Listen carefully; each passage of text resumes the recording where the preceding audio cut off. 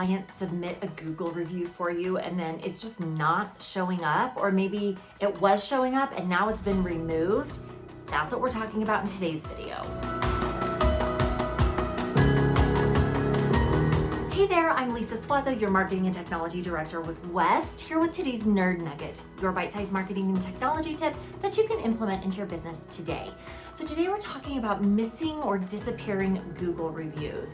Now, we have seen that Google's filters, their automated fake review filters, have gotten a little bit stricter recently. So if you have a review that a client said that they filled out for you, but it's not showing up, or maybe it was showing up, but it's been taken down, typically one of two things is happening. Either number one, it's violating Google's policy in some way, their guidelines. Likely that's not what it is. It's likely number two, which is that it's getting caught in this review filter, this automated review filter that is trying to weed out fake reviews. And unfortunately, I've seen, especially recently, a lot of actual genuine real reviews get caught in that filter and just be gone and disappeared. So what I want to talk to you about today is the top 3 reasons that I am seeing that your reviews might have disappeared, so that you can not do that again in the future.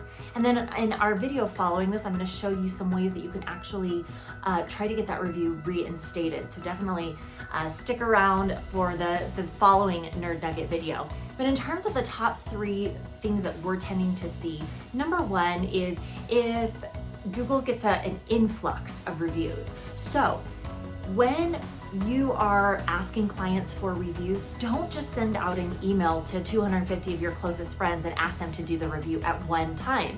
If you get 10 reviews, even 5 reviews, 10 reviews, 20 reviews at one time, that is definitely going to flag Google, and likely those reviews are not going to make it through, or at least some of them won't.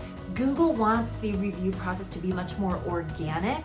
They don't want you to, campaign your customers and ask for reviews, essentially. So that's one thing that will trip that spam or that Google filter.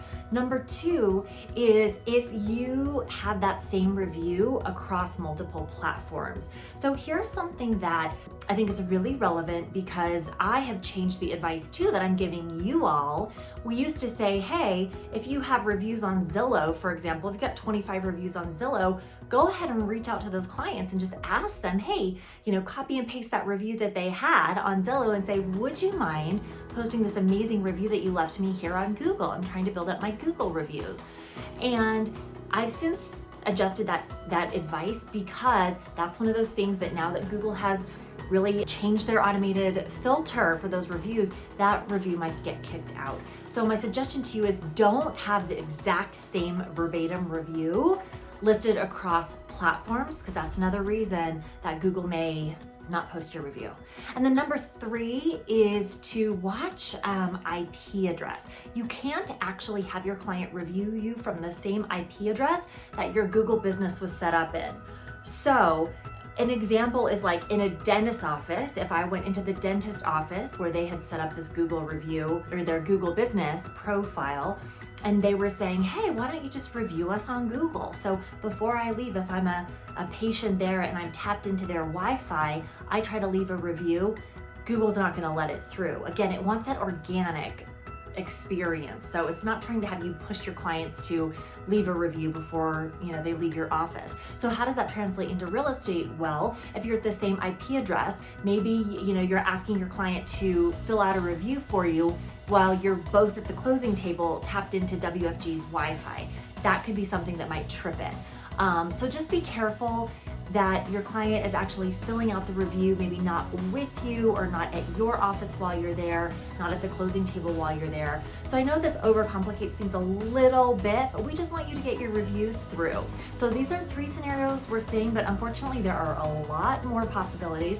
I'm gonna link to a great blog post that I found that has, I think it's like 27 different possibilities to help you diagnose your own specific situation. And of course, if I can be of any assistance to you, please let me know.